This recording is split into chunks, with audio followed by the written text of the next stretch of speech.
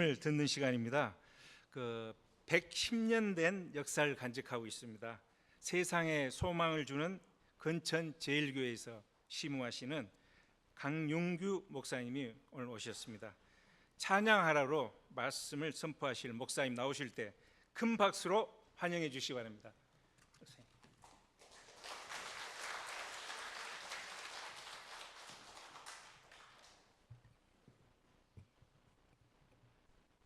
우리 찬양대가 이렇게 오전에도 찬양하느라고 준비도 많이 하고 수고했을 텐데 오후에 또 하기가 만만치 않았을 텐데 이렇게 너무 은혜스러운 찬양을 해준 우리 찬양대와 찬양대 우리 큰 박수로 한번 격려해 주셨으면 감사하겠습니다. 네. 우리 교회 오니까 우리 신현식 목사님이 너무 인상이 좋아서 제가 마음이 푸근해지고 또 장로님들과 대화를 나누는데 장로님들 너무 인상이 좋으시고 그래서 또 올라와 보니까 우리 성도님들도 너무 인상이 좋으셔서 제 마음이 꼭 우리 집에 온 것 같은 우리 교회에 온 것 같은 그런 느낌이 들어서 너무 좋습니다. 또 저도 이렇게 여기는 아니지만 제 모교회 이름이 동성교회여가지고 또 우리 모교회에 온 것 같고요. 또 이렇게 헌신예배에 왔을 때 꽃 따라주는 교회는 처음이에요. 그래서 꽃도 이렇게 꼽아주시고 그래서 잘 어울립니까? 쑥스러운데 또 목사님이 달아주면 또 안 한다 그럴 수도 없고 그래가지고 달고 올라왔습니다. 중동 지역에 결혼한 지 50년 동안 부부싸움을 한 번도 안 한 부부가 있대요. 그래서 방송국에서 취재 나왔습니다. 나와서 아니 어떻게 50년 살면서 부부싸움을 한 번도 안 할 수 있습니까? 그러자 아내 되시는 분이 우리는 신혼여행을 잘 갔다 와서 부부싸움을 안 하게 되었습니다. 아니 신혼여행에 무슨 일이 있었습니까?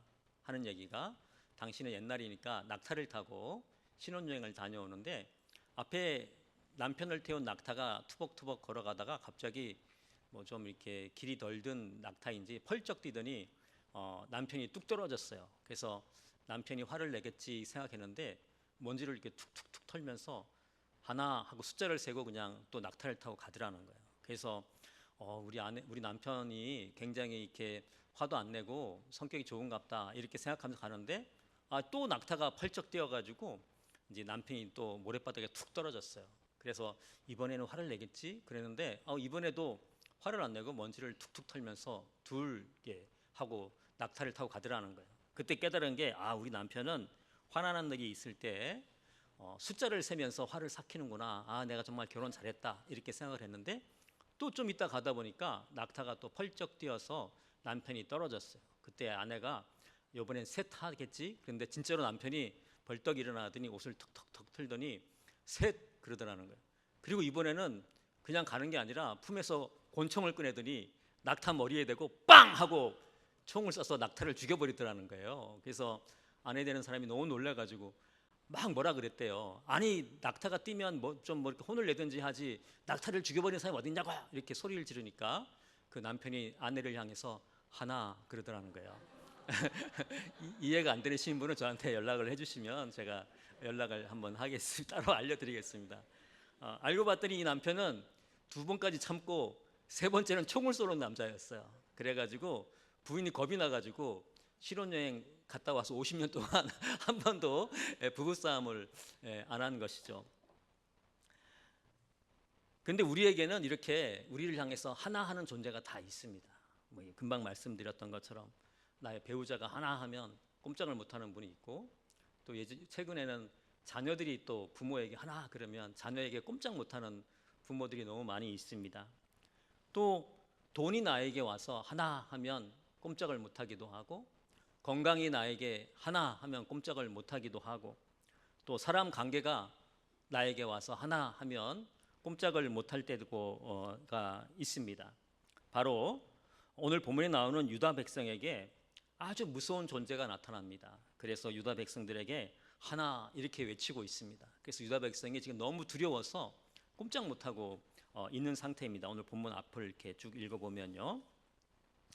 왜 이렇게 유다 왕 여호사밧과 온 백성이 두려움 속에 떨고 있습니까? 그것은 모압과 암몬과 마온 사람들이 유다를 침공해 왔기 때문입니다. 강력한 군대가 공격을 해 온 것입니다. 그러자 여호사밧 왕은 너무 두려웠죠. 너무 두려웠죠. 그래도 다행인 것은 여호사밧 왕은 금식을 하고 하나님께 도와달라고 간구를 하기 시작합니다. 그러자 하나님은 레위 사람 야하시엘을 통해서 응답을 해 주셨는데 어떻게 응답하셨냐 하면 역대하 20장 17절 말씀입니다. 이 전쟁에는 너희가 싸울 것이 없나니 대열을 이루고 서서 너희와 함께한 여호와가 구원하는 것을 보라. 유다와 예루살렘아 너희는 두려워하지 말며 놀라지 말고 내일 그들을 맞서 나가라. 여호와가 너희와 함께하리라 하셨느니라. 이렇게 함께 하나님이 함께 해주시겠다. 내가 싸워서 이기게 해주겠다. 이렇게 말씀하시자 그앗 자손과 고라 자손에게 속한 레위 사람들이 무엇을 합니까? 역대하 20장 19절에 보면 그앗 자손과 고라 자손에게 속한 레위 사람들은 서서 심히 큰 소리로 이스라엘 하나님 여호와를 찬송하니라 이렇게 말씀을 하고 있어요. 여기서 그앗 자손과 고라 자손에게 속한 레위 사람들은 무엇을 의미하냐면은 지금으로 말하면 찬양대, 찬양단을 의미하는 것입니다. 찬양대가 어떻게 찬양했다고 나오고 있습니까? 심히 큰 소리로 찬양했다 이렇게 말씀하고 있어요. 왜 성가대원들이 이렇게 심히 큰 소리로 찬양을 했을까요? 찬양을 크게 하면 하나님의 놀라운 역사가 일어나기 때문입니다.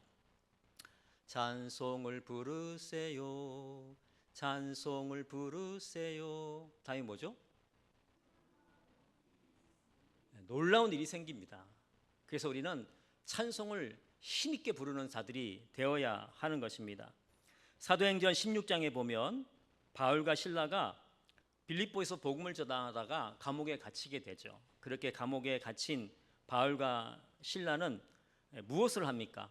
힘차게 찬양을 합니다. 지금 바울과 실라는 발에는 쇠사슬이 감겨져 있고 몸은 얻어맞아 가지고 피가 줄줄 흐르고 뭐 찬양할 기분이 들겠습니까? 그럼에도 불구하고 바울과 실라는 찬양을 하기 시작했습니다. 사도행전 16장 25절에 보면 한밤중에 바울과 실라가 기도하고 하나님을 찬송하며 죄수들이 듣더라 이렇게 말씀하고 있어요. 혼자서 그냥 흥얼흥얼 찬양한 게 아니라 크게 찬양한 거예요. 그래서 그 감옥에 있는 죄수들이 다 바울과 실라가 찬양하는 소리를 듣고 있는 것입니다. 이렇게 바울과 실라가 크게 찬송하자 어떤 일이 일어납니까? 갑자기 발에 묶여있던 차고가 쇠사슬이 끊어져 버리고 감옥문이 열리게 되죠. 그리고 이런 사건들을 통해서 간수에게 주 예수를 믿으라 그리하면 너와 내 집이 구원을 얻으리라 라는 말씀을 통해서 그 간수장까지 구원하는 놀라운 역사가 일어나게 되는 것입니다. 바로 바울과 실라가 찬양할 때 하나님이 상상하지 못한 놀라운 일들을 일으켜 주신 것입니다. 설암에 걸려서 투병 중인 한 자매가 집사님이죠. 자매가 있었는데 이 상황이 악화되어서 혀를 잘라내게 되었어요. 이제 혀를 잘라내면 이제 평생 말을 못하게 되는 거예요. 그래서 수술 받기 직전에 가족들이 다 모였어요. 모여서 이렇게 마지막으로 하고 싶은 얘기 있으면 해봐라 이렇게 얘기했어요. 이제 수술을 받으면 평생 말을 못하게 될 텐데 그 자매는 무슨 말을 했을까요? 가족들이 안타까운 마음으로 바라보고 있을 때 그 자매는 갑자기 찬송가 314장을 부르기 시작했습니다. 내 구주 예수를 더욱 사랑 엎드려 비는 말 들으소서 내 진정 소원이 내 구주 예수를 더욱 사랑 더욱 사랑. 원래 3절까지 불러야 되는데 여러분 반응이 별로 없어가지고 1절만 부르겠습니다. 3절 가사 한번 불러볼까요? 이 세상 떠날 때 찬양하고 숨질 때 하는 말 이것일세 다만 내 비는 말 내 구주 예수를 더욱 사랑 더욱 사랑. 찬성을 부르고 난 다음에 그녀는 이렇게 기도했습니다. 하나님 아버지 감사합니다. 저 같은 죄인이 구원받아 하나님의 자녀가 되어 주님의 평안과 기쁨이 넘쳐나게 하셨으니 감사합니다. 혀를 잘라내야 되는 그 상황에서도 그녀는 하나님을 찬양하고 감사하기 시작하자 그것을 지켜보던 온 가족이 눈물바다가 되었다고 합니다. 그리고 그녀는 평안한 모습으로 수술실에 들어가서 혀를 자르게 되었는데 갑자기 의사가 우리 마지막으로 한 번만 더 이렇게 확인을 해보자 그러면서 정밀 검사를 해보았는데 검사 결과가 놀랍게 나왔습니다. 그녀의 혀 안에 퍼져 있던 암덩어리가 혀 끝에 다 몰려 있는 거예요. 그래서 그 혀 끝만 살짝 잘라내면 된다고 이렇게 결과가 나왔어요. 그래서 수술 후에도 그녀는 말을 하고 찬양할 수 있게 되었다. 어느 교회의 목사님을 통해서 이렇게 듣게 되었습니다. 이 자매는 혀를 잘라내는 순간에도 힘껏 하나님을 찬양하자 놀라운 은혜를 경험하게 된 것입니다. 이렇게 우리는 찬양을 하게 되면 놀라운 일들을 경험하게 됩니다. 그러므로 우리는 찬양을 해야죠. 찬송을 부르세요. 찬송을 부르세요. 놀라운 일이 생깁니다. 찬송을 부르세요. 여러분, 찬송을 부르면 무슨 일이 생긴다고요? 놀라운 일들이 생깁니다. 놀라운 일들이. 이것을 믿어야 됩니다. 이것을 믿어야지 우리가 찬송할 때 힘이 나고 신이 나게 찬양할 수 있게 되는 것입니다. 다시 말씀드리지만 유다 백성들 앞에 너무나 무서운 존재가 나타났습니다. 그리고 그 무서운 존재 때문에 유다 백성은 큰 두려움에 휩싸여 있습니다. 유다 백성은 이 두려움을 어떻게 극복할 수 있었을까요?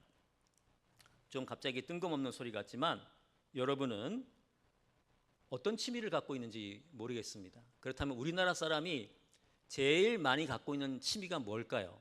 제가 예전에 어떤 글을 읽어보니까 등산이라고 하더라고요. 등산. 여기도 아마 영천에도 여러 가지 산이 있어서 많이 올라가리라 생각이 드는데요.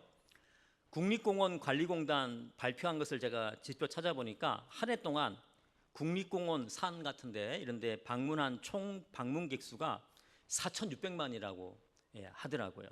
뭐 설악산이나 한라산 같은 국립공원 말고 동네에 있는 조그만 산까지 오르는 것을 다 포함한다면 등산객의 숫자는 어마어마할 겁니다. 그렇다면 우리나라에 수많은 산들이 있는데 사람들이 제일 많이 올라가는 산은 어떤 산일까요? 제가 확인해 보니까 서울에 있는 북한산이라 나와 있더라고요. 북한산에는 1년에 800만 명이 올라간다고 합니다. 그래서 단위 면적당 가장 많은 사람이 찾는 산으로 기네스북에도 등록되어 있다는 것을 확인해 볼 수 있었습니다. 그런데 사실 통계에 잡히지 않았지만 우리나라에는 북한산보다 더 많이 오르는 산이 있어요. 여러분도 몇 번 그 산에 올라갔을 것 같은데 무슨 산일까요? 걱정의 태산입니다. 걱정의 태산. 그래서 여러분들 두려운 존재가 나타나면 종종 걱정의 태산에 올라갑니다. 어떤 분은 아침에 일어나자마자 걱정의 태산에 올라가는 분이 있고 어떤 분은 아침에 올라갔다가 밤새도록 안 내려오시는 분도 있고요.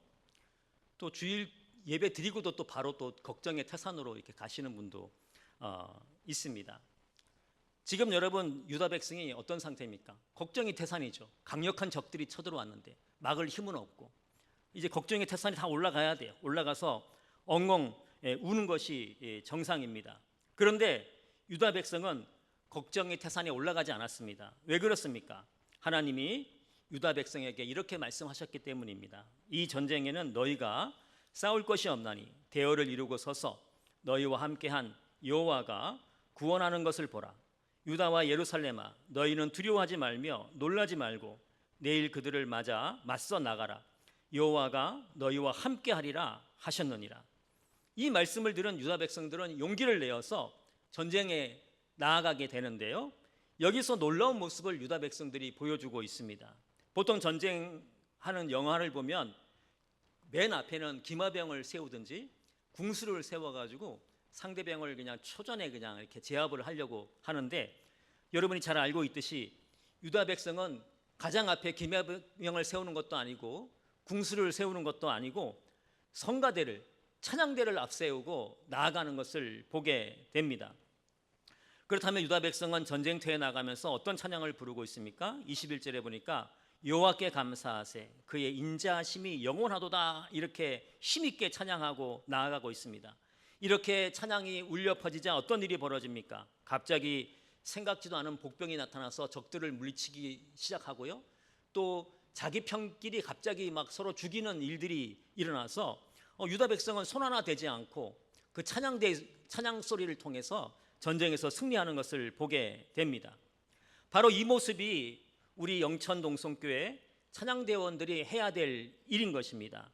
오늘 본문에 나오는 유다 백성들과 같이 영천 동성교회 찬양대원들이 심히 큰 소리로 찬양을 하면 악한 영들이 쓰러지게 되어 있습니다.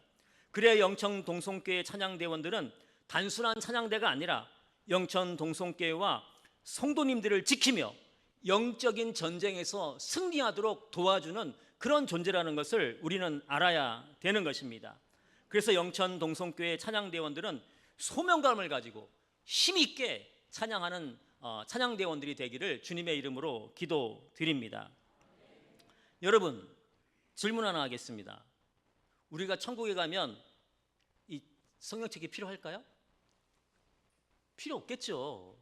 하나님이 직접 말씀을 하시는데 뭐 말씀을 드리는데 이 성경책이 뭐 필요하겠습니까?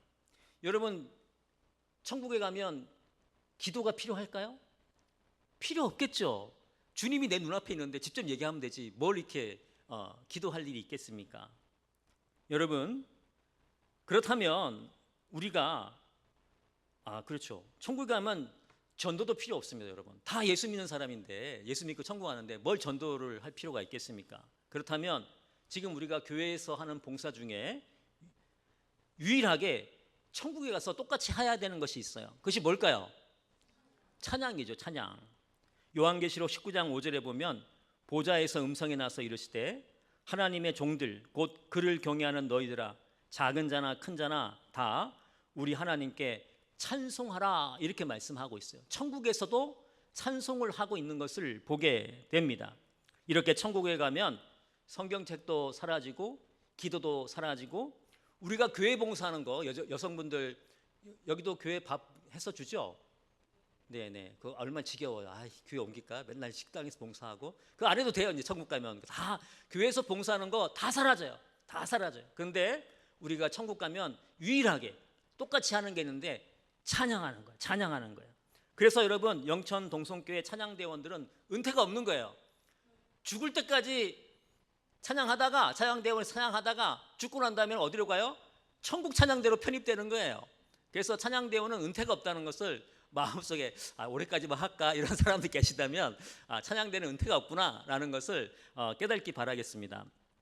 아무도 아멘 안 하시는데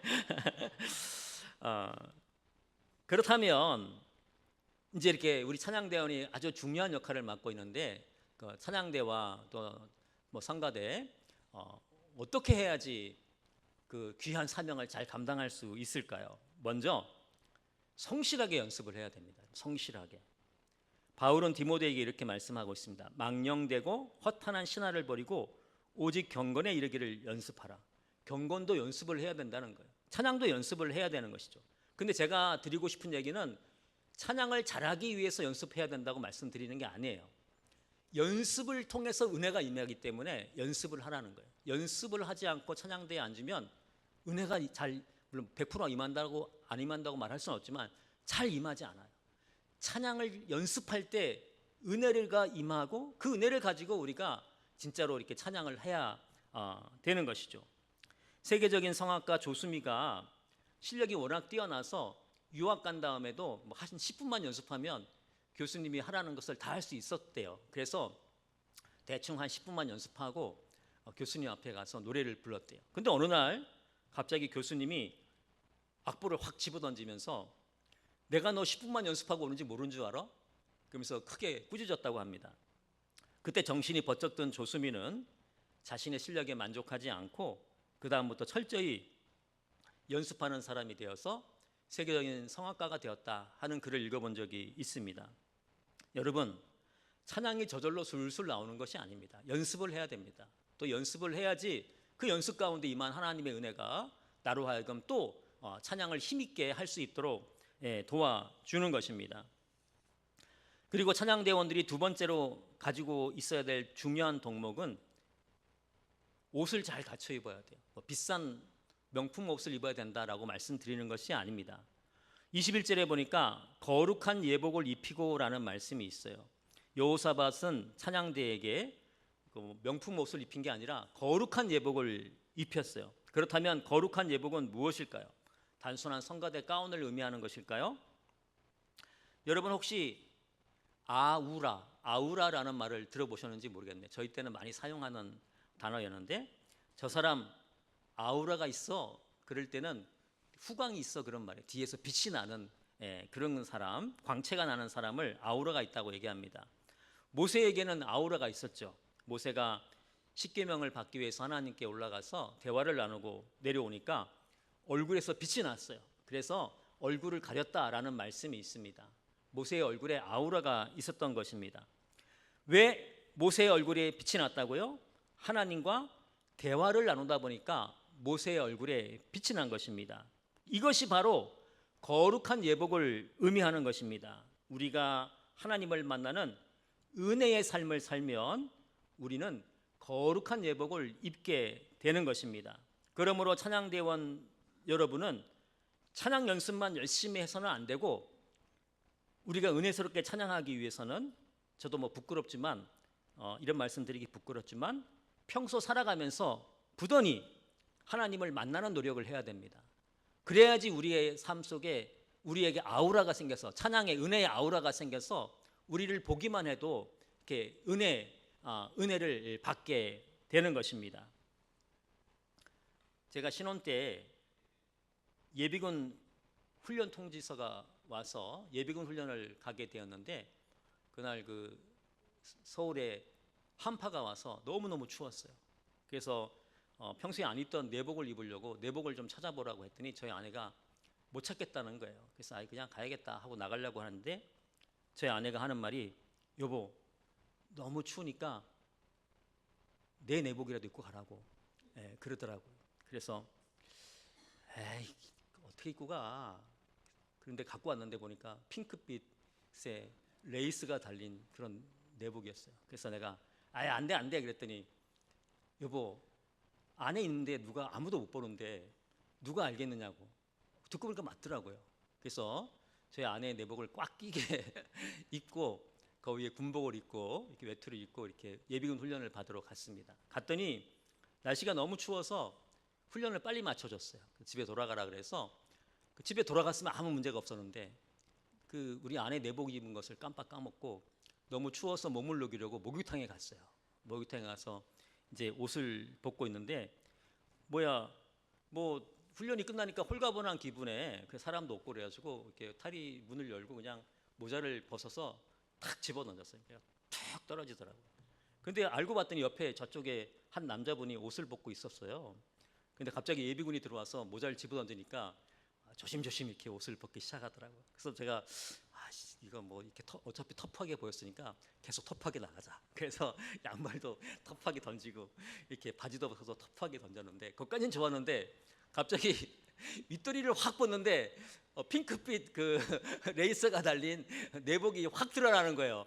순간 제 등에 땀이 쭈르륵 흐르더라고요. 또 그것을 본 그분이 더 조심해서 옷을 벗더라고요. 야, 저거 또라이 아니야, 또라이. 그러면서 조금 전까지만 해도 제가 터프한 예비군이었는데 갑자기 핑크빛 내복이 드러나니까 또라이 예비군으로 확 바뀌어버리고 만 것입니다. 여러분, 이렇게 우리가 무엇을 입느냐에 따라서 사람이 달라지게 되어 있습니다. 또 상대방이 바라보는 눈도 달라지게 돼 있죠. 이렇게 양복을 입고 있으면 저도 말을 점잖하게 하고 이렇게 행동을 조심하죠. 그러나 여러분, 운동복을 입으면 제 몸이 이렇게 막 편해지지 않습니까? 여자분들도 그렇죠. 예쁘게 화장하고 치마나 한복을 입으면 말도 조심스럽게 하고 행동도 조심스럽게 합니다. 그런데 몸빼 같은 거 입으면 어떻게 돼요? 아무데나 앉고 그냥 말도 함부로 하고 그렇게 되지 않습니까? 그래서 우리는 거룩한 예복을 입어야 되는 거예요. 거룩한 예복. 그렇게 거룩한 예복을 입어야지 우리가 은혜스럽게 찬양할 수 있게 되는 것입니다. 그래서 여러분, 찬양대가 찬양할 때는 그 찬양을 위해서 1시간 연습하는 게 전부가 아니라 일주일을 준비해야 돼. 일주일을 우리가 거룩한 예복을 입고 찬양대로서 준비를 마쳐야지 우리가 이곳에 나왔을 때에 찬양을 은혜스럽게 할 수 있는 거예요. 갑자기 또 찬양대원들 그만두겠다고 또 사편의 현상 생길지 모르겠지만 저도 마찬가지죠. 저도 목사지만 일주일을 하나님과 동행하려고 애쓰고 노력할 때에 은혜가 설교가 은혜스러운 것이지, 저는 막 일주일 동안 하나님 없이 막 살다가 여기 올라와서 원고만 읽는다고 은혜스럽게 되지 않잖아요. 그래서 우리 찬양대원들이 첫 번째는 연습을 많이 해야 되는데, 많이란 말이 좀 죄송한 얘기지만 열심히 해야 되는데, 두 번째는 거룩한 옷을 입고 찬양을 해야지 은혜스러운 찬양이 되는 것입니다. 마지막으로 찬양대는 자기가 가진 달란트로 섬기면 돼요. 꼭 찬양대를 한다고 해서 노래를 잘할 필요는 없습니다. 저도 노래를 잘 못하고 고음이 잘 나오지 않는 스타일인데 청년 때 성가대에 열심히 앉았어요. 그렇다고 해서 제가 찬양대에 피해를 준 건 하나도 없어요. 어떻게 하면 되냐? 딱 한 가지만 조심하면 돼요. 높은 음이 나올 때 노래 부르지 않고 가만히 있으면 돼요. 그러면 이렇게 넘어갑니다. 그러니까 자기가 받은 달란트만큼 이렇게 찬양대를 하면 되는 것입니다. 저희 아내가 없으니까 실컷 저희 아내 얘기를 좀 해보려고 그러는데 저희 교회에서 못하니까 제 결혼 얘기를 좀 해보고 있어요. 결혼 얘기. 제가 청년 때 아버님이 저에게 불러서서 하는 얘기가, 윤규야, 너 나중에 목회하면 개척교회를 할 수도 있으니까 피아노나 이렇게 바이올린이나 악기를 다루는 여자랑 결혼해라. 그러면 개척하는 데 도움이 될 수 있고 집안 분위기도 좋아진다. 근데 그때 교회에 악기 다루는 자매들이 많았어요. 그래서 쉬울 줄 알고, 네 알겠어요 아버지, 악기 다루는 여자랑 결혼할게요, 이렇게 얘기를 하고, 그 악기 다루는 그 자매들 엄마들은 사이 삼고 싶다고 막 얘기하는데 당사자들이 저 다 싫다는 거예요. 저 좋아합니까? 그러니까 싫어해요 다 싫어해요. 그래서 제가 결혼을 못했어요. 그래서 노총각이 됐는데, 그때 이제 제 결혼 조건은 딱 한 개예요. 악기 다루는 여자. 그런데 저희 선배가 자기 아내 친구를 소개해 주겠다. 그래서 이렇게 선보러 갔는데 제 아내가 나왔길래, 제 결혼 조건이 하나니까 물어봤죠. 혹시 악기 다룰 줄 아느냐? 악기 다룬다는 거예요. 그래서 뭐 서둘러 결혼했죠. 뭐 다른 조건 없으니까. 그래서 선보고 몇 달 만에 결혼을 했어요. 그리고 한 6개월쯤 살았는데 갑자기 악기 생각이 나는 거예요. 그래서 저희 아내한테 물어봤죠. 당신 악기 다룬다고 했는데 무슨 악기를 다루냐고 이렇게 물으니까 정말 놀랍게도 탬버린을 다룬다는 얘기를 하는 거예요. 그래서 제가 야, 이 탬버린이 무슨 악기냐 막 그랬더니 자기는 중창단에서 찬양단에서 탬버린을 치고 있다는 거예요. 쳤다는 거예요. 소명감을 가지고 쳤다는 거예요. 그래서 제가 이게 사기 결혼이다 막 그랬는데, 이미 혼인신고를 다 했는데 또 헤어질 수 없잖아요. 그래서 지금까지 제가 이렇게 잘 살고 있습니다. 물론 앞으로도 같이 살 생각인데요. 그리고 나서 이제 부목사 시절에 설교 시간에 이 얘기를 했더니 교인들이 막 웃었는데, 그리고 한두 주 있다가 오케스트라 공연을 이렇게 교인들과 함께 보러 갈 기회가 생겼어요. 근데 장로님 한 분이 저를 툭툭 치더니 막 이렇게 가르치는 거예요. 봤더니 오케스트라 끝에 누가 탬버린 이렇게 막 치고 있더라고요. 그래서 제가 탬버린이 악기라는 것을 알게 되었습니다. 여러분, 피아노면 어떻고, 바이올린이면 어떻고, 또 하모니카면 어떻고, 탬버린이면 어떻습니까? 내가 노래를 잘하면 어떻고, 또 못하면 어떻습니까? 우리가 하나님께 주신 그 달란트를 가지고 우리가 힘껏 찬양하면 됩니다.